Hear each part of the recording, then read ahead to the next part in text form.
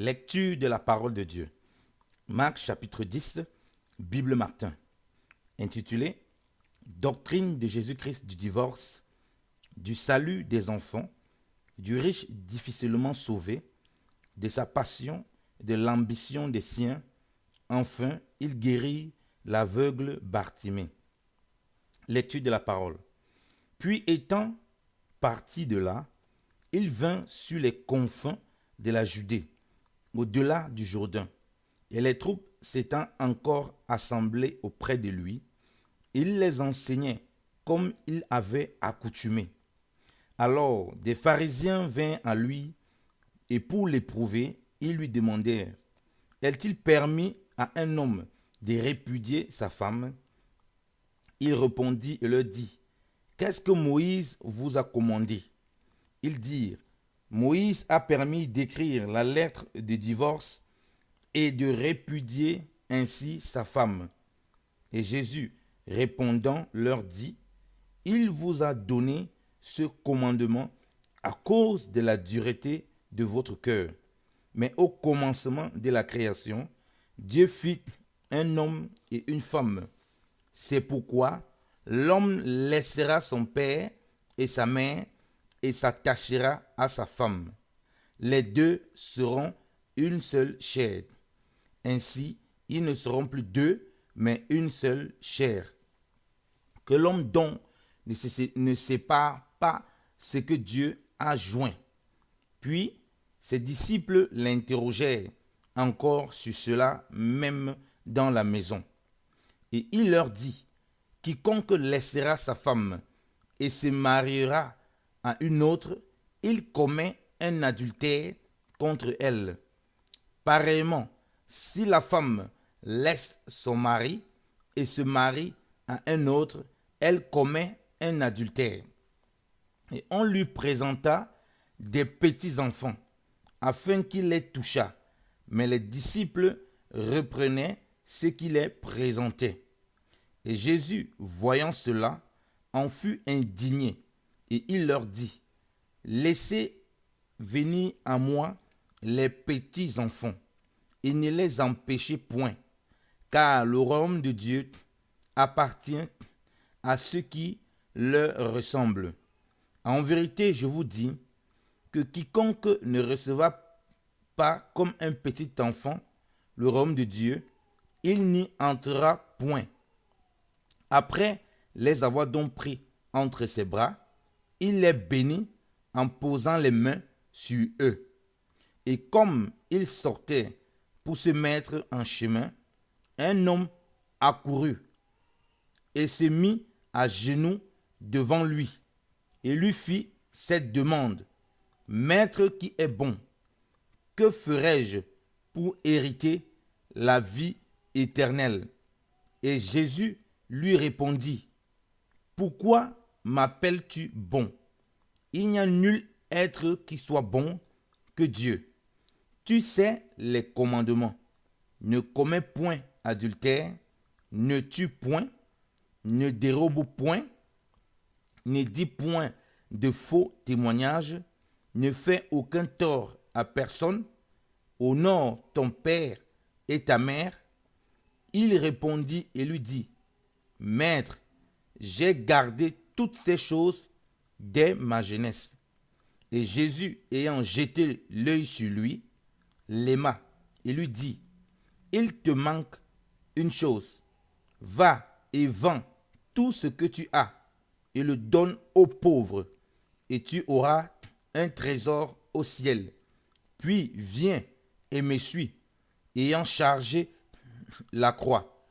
Mais il fut fâché de ce mot et s'en alla tout triste parce qu'il avait de grands biens. Alors Jésus, ayant regardé alentour, dit à ses disciples, combien difficilement ceux qui ont des richesses entreront-ils dans le royaume de Dieu? Et ses disciples s'étonnèrent de ces paroles. Mais Jésus, prenant encore la parole, leur dit, mes enfants, qu'il est difficile à ceux qui se confient aux richesses d'entrer dans le royaume de Dieu. il est plus aisé qu'un chameau passe par le trou d'une aiguille qu'il ne l'est qu'un riche entre dans le royaume de Dieu. Et ils s'en étonnèrent encore davantage, disant entre eux, et qui peut être sauvé? Mais Jésus, les ayant regardés, leur dit, cela est impossible quant aux hommes, mais non pas quant à Dieu, car toutes choses sont possibles à Dieu. Alors Pierre s'est mis à lui dire, voici, nous avons tout quitté et t'avons suivi. Et Jésus répondant, dit, en vérité, je vous dis qu'il n'y a personne qui ait laissé ou maison, ou frère, ou sœur, ou père, ou mère, ou femme, ou enfant, ou champ, pour l'amour de moi et de l'évangile, qui n'en reçoivent maintenant, en ces temps-ci, 100 fois autant, maison, et frères, et sœurs, et mères, et enfants, et champs, avec des persécutions, et dans le siècle à venir, la vie éternelle. Mais plusieurs qui sont les premiers seront les derniers, et les derniers seront les premiers. Or, ils étaient en chemin, montant à Jérusalem, et Jésus allait devant eux. Et ils étaient épouvantés et craignaient en le suivant, parce que Jésus, ayant encore pris à l'écart les 12, s'était mis à leur déclarer les choses qui lui devaient arriver, disant, voici, nous montons à Jérusalem, et le Fils de l'homme sera livré aux principaux sacrificateurs et aux scribes, et ils le condamneront à mort, et le livreront aux gentils, qui se moqueront de lui, et le fouetteront, et cracheront contre lui.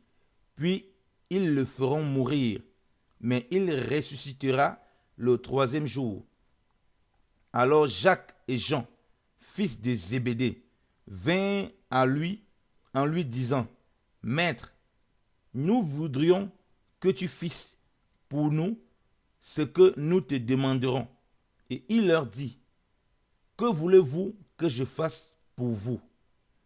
Et ils lui dirent, accorde-nous que quand dans ta gloire nous soyons assis l'un,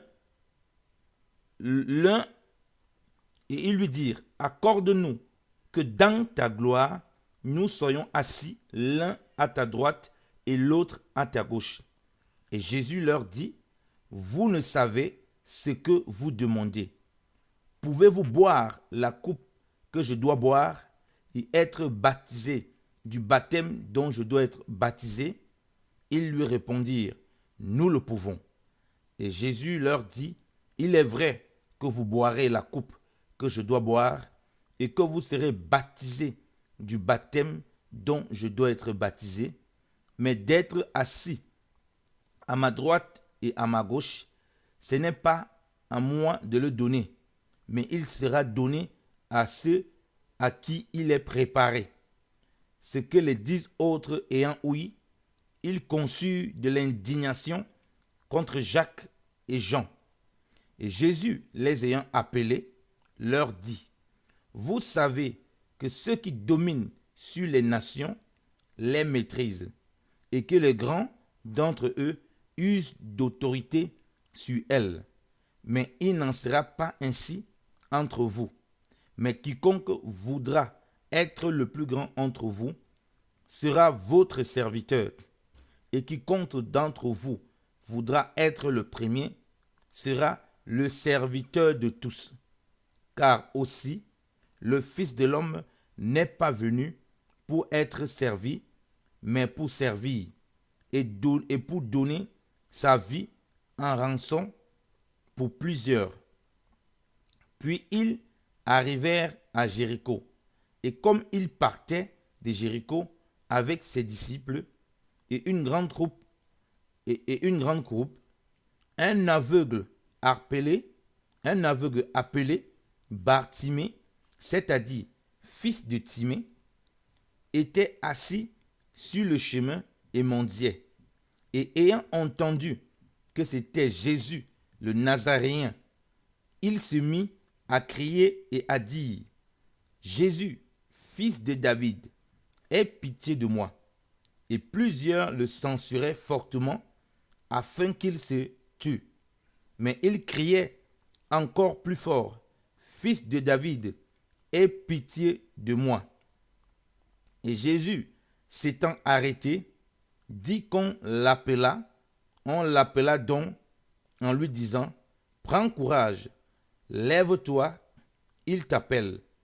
Et jetant bas son manteau, il s'éleva et s'en vint à Jésus. Et Jésus, prenant la parole, lui dit, que veux-tu que je te fasse?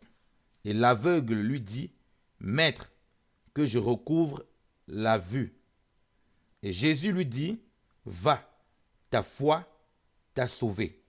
Et sur le champ, il recouvra la vue, et il suivit Jésus par le chemin. Amen. Parole du Seigneur. Amen.